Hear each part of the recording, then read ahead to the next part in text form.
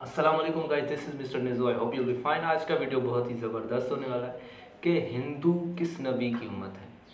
कुरान में बिल्कुल आया है कि हमने हर कौम के लिए नबी भेजा। तो आइए इस बात की तस्दीक करते हैं, मतलब तस्दीक नहीं, रिएक्शन देते हैं। एक तस्दीक शुदा वीडियो पर हम अपना रिएक्शन देते हैं कि क्या इन्फॉर्मेशन है अबाउट हिंदू और क्या वाकई ये सच है।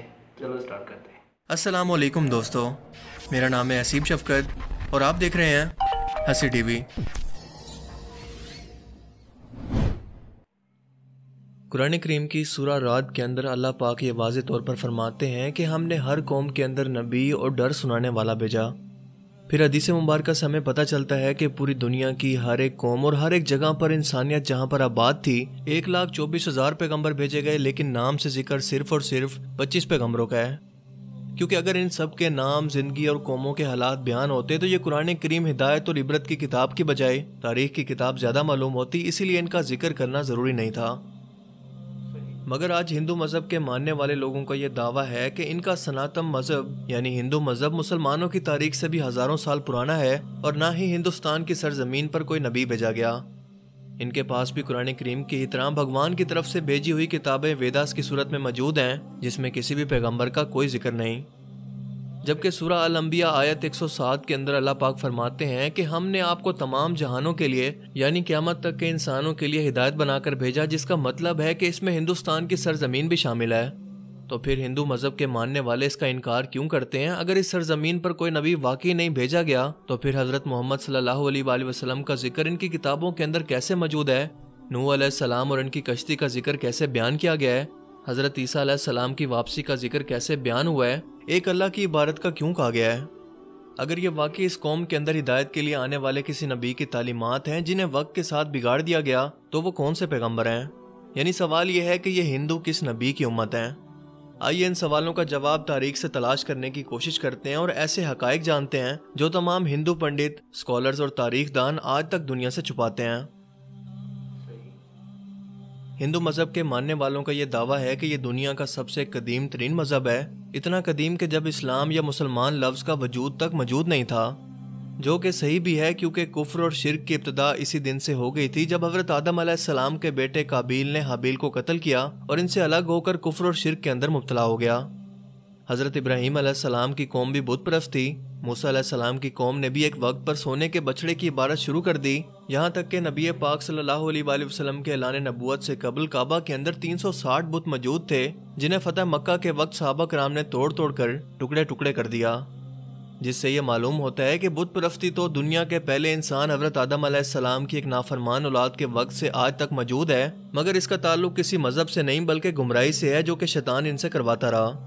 मगर जहाँ तक हिंदुस्तान की सरजमीन का ताल्लुक है तो यहाँ पर इन लोगों की हिदायत के लिए यकीनन कई पैगंबर भेजे गए, जिनकी कुछ तालीमात तो आज भी सही हालत के अंदर मौजूद हैं, मगर ज़्यादातर को बिगाड़ कर इसी की वजह से बुत परस्ती और गुमराही शुरू हो चुकी है।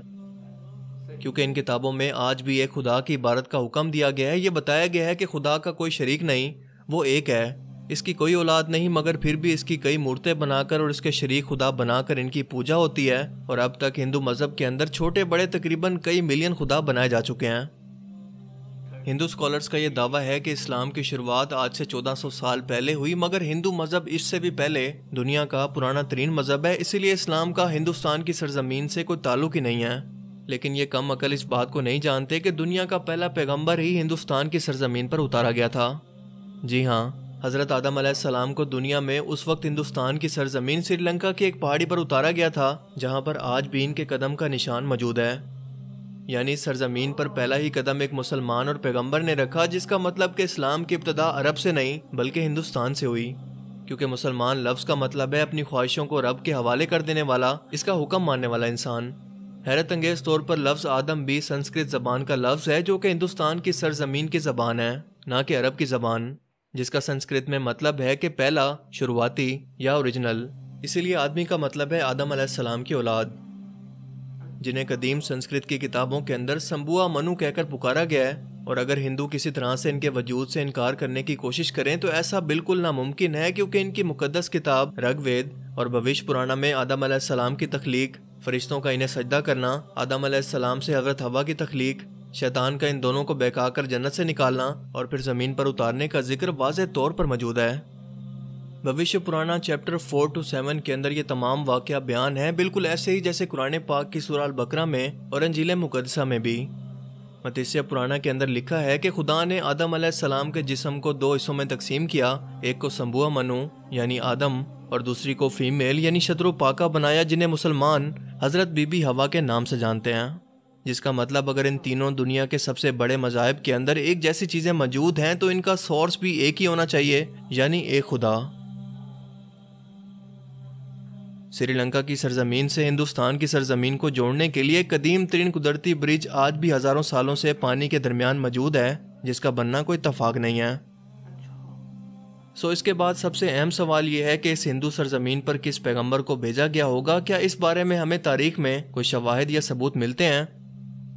सबसे पहली बात कि हिंदू नाम का कोई मज़हब तारीख के अंदर कहीं पर मौजूद ही नहीं है, और ना ही हिंदू मजहबी किताबों में और ना ही कोई और आसमानी किताब मसलन तौरात, ज़बूर, अंजील के अंदर इसका कोई जिक्र मौजूद है। बल्कि दरियाए सिंध के पास रहने वाले, सिंधु नदी के करीब रहने वाले लोग अपने इलाके की निस्बत की वजह से नाम को बिगाड़ कर हिंदू कहलाए जाने लगे, जबकि असल में इनका ये मज़हब संस्कृत की ज़बान के अंदर हिंदू नाम से नहीं बल्कि सनातन धर्म के नाम से तारीख में मौजूद है, जिसका अरबी में मतलब है मज़हब पर कायम रहने वाला। जिसका बिल्कुल ऐसा ही मतलब कुरान करीम की सूरह रूम के अंदर भी मौजूद है, जहाँ पर इस्लाम को हमेशा बाकी रहने वाला दीन कहा गया है। यानी सनातन धर्म का मतलब ही मज़हब इस्लामी है।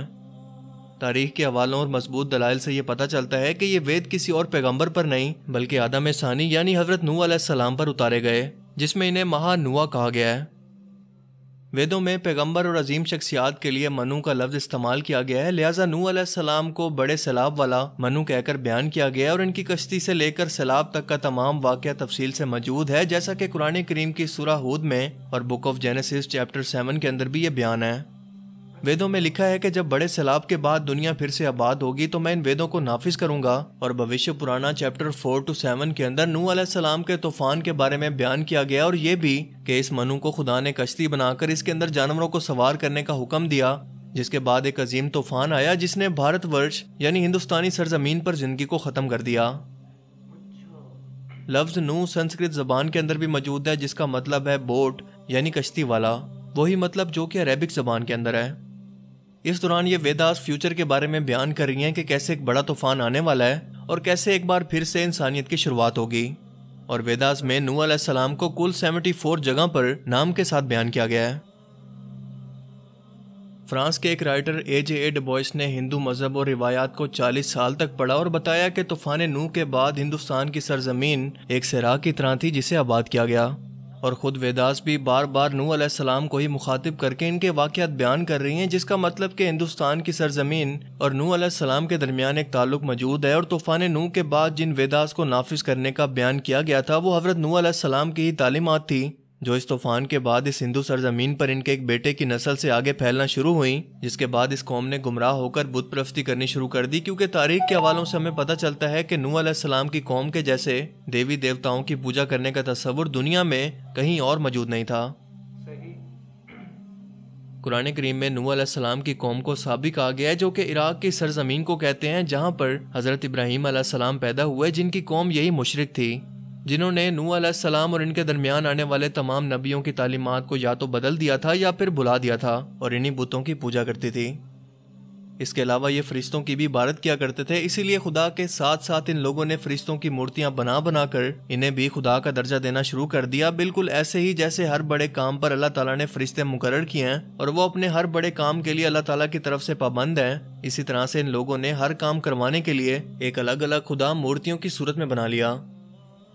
ये लोग तो ये थी आज की वीडियो। मतलब हमें यही पता चला कि पहला शख्स ही उतरने वाला इस दुनिया में वो हिंदुस्तान में था, वो हज़रत आदम था। ठीक है, इस्लाम की शुरुआत हो चुकी थी, लेकिन फिर हज़रत आदम के बेटे जो थे काबिल मतलब लड़की के चक्कर में, ठीक है, वो 2 बहनें थी 2 भाई थे, तो ऐसा कुछ किस्सा था। ठीक है, मुझे आता है लेकिन बयान करूँगा तो वीडियो बड़ी हो जाएगी, तो इसीलिए अब कैसी लगी ये वीडियो। आपको पता चला कि हिंदुस्तान की सरजमीन पे पहला नबी जो आया था वो हज़रत आदम था।